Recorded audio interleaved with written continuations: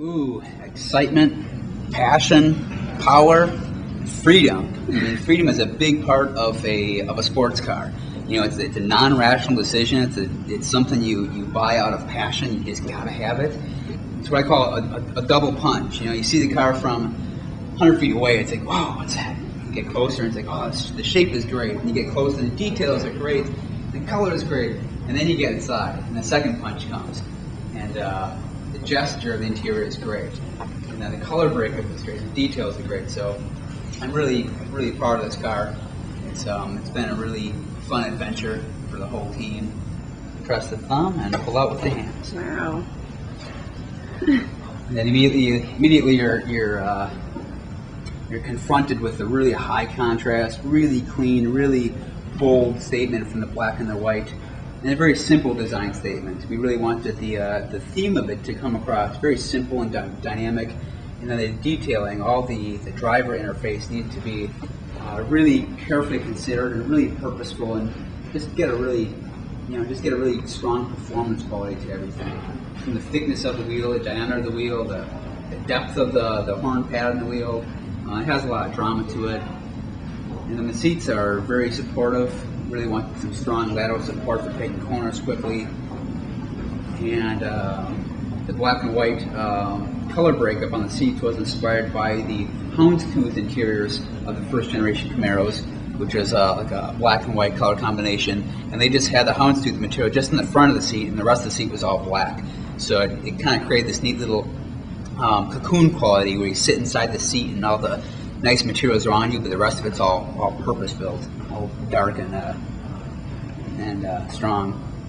And then the material we've used on it is leather-wrapped. All the black that you see is leather-wrapped.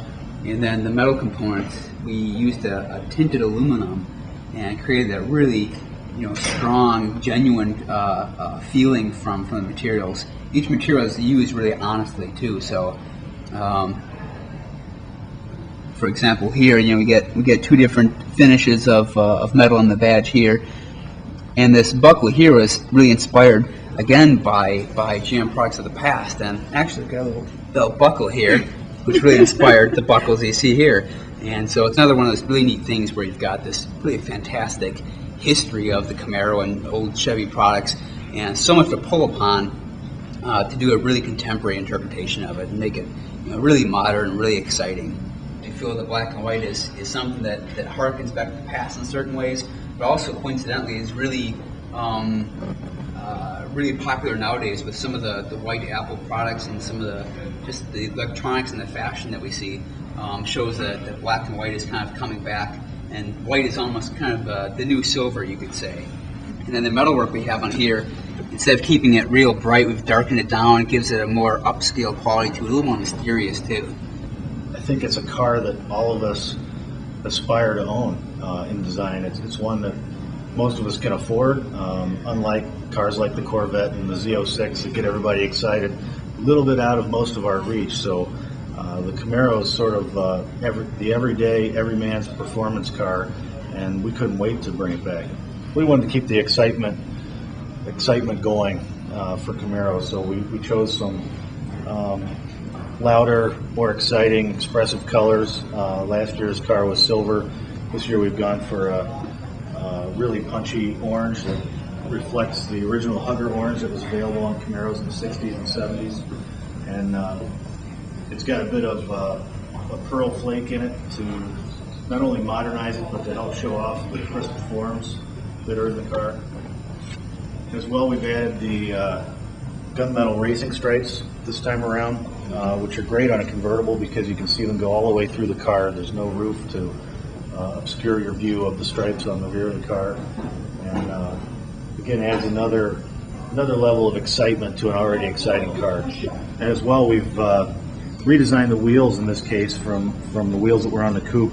It's another 5-spoke design, but in this case, very deep dish, two-tone, that hints a little bit at some of the Camaro wheels of the past. There's a little bit of the original Rally Sport wheel reflected in there, and as well the IROC Z wheel from the late 80s. You'll also notice the orange stripe that's on the very bead of the wheel that hints at the red line tires of the past. muscle cars tended to have, and we're available on some of the Camaros in the 60s. We really believe that it appeals to a really wide range of people, and that was our ultimate goal for it, is to make it universally appreciated by people who grew up in the muscle car era, who are familiar with Camaros firsthand because they had one or their parents had one, so they have this memory of it. But also, the ultimate goal was to make it just simply put, a simple, easy to love design that people who have never seen a Camaro before will say, that's a good looking car. It's well resolved, it's got good proportions, just good design. So ultimately, as far as age ranges go, we think that it'll appeal to a wide range of people, nobody specifically. And in terms of economics of it, the vehicle, or Camaros, have always had they've always been attainable by them for the masses.